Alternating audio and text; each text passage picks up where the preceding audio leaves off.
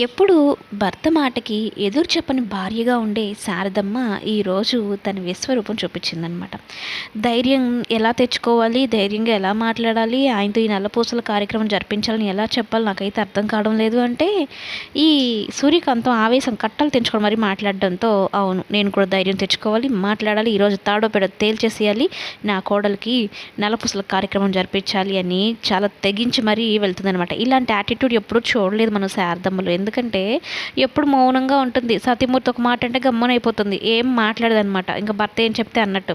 అయితే ఇంతలోనే మిథున ఉండి ప్లీజ్ మామయ్య గారు, అది మీరు ఒప్పుకోండి మామయ్య గారు, ఇద్దరి కుటుంబాలకి మంచిది అని చెప్తూ ఉంటే, అసలు నేను కోడలుగానే చూడడం లేదు, మేము వాడిని భార్యగానే చూడడం లేదు, మళ్ళీ మంచిది అది అంటే వింటూ ఉంటే, ఖచ్చితంగా ఈ నల్లపూసల కార్యక్రమం జరగాలి అంటూ పెద్ద వాయిస్తో వినిపిస్తుంది అనమాట.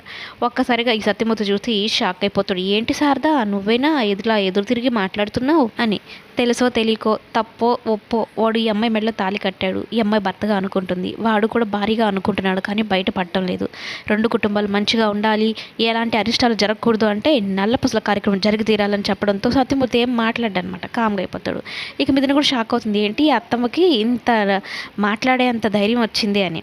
అయితే ఆ ధైర్యంతోనే దేవా దగ్గరికి వెళ్ళి ఇంట్లో అందరు గ్రీన్ సిగ్నల్ ఇచ్చేశారు, ఇక తమరొక్కరేను, అయినా మీరు ఒప్పుకునేంటి ఒప్పుకోకపోతే ఏంటి, ఆ శివయ్యే మనస్ఫూర్తిగా మీ చేతులతో నా మెళ్ళలో నల్లపూసలు వేయిస్తాడని తంటూ ఉంటే, ఏంటి నేనే అని అంటాడు. మీరే మీ చేతులతో మనస్ఫూర్తిగా నా మీద ప్రేమతో నల్లపూసలు వేస్తారు అని మిథున ఛాలెంజ్ చేసి మరీ తన జుట్టుని తిప్పుకుంటూ మరీ వెళ్తుందనమాట. దేవ ఏ కాన్ఫిడెంట్ చూసుకొని ఇలా మాట్లాడుతుందబ్బా అని అయితే దాని గురించి ఆలోచించడం మొదలు పెడతాడు.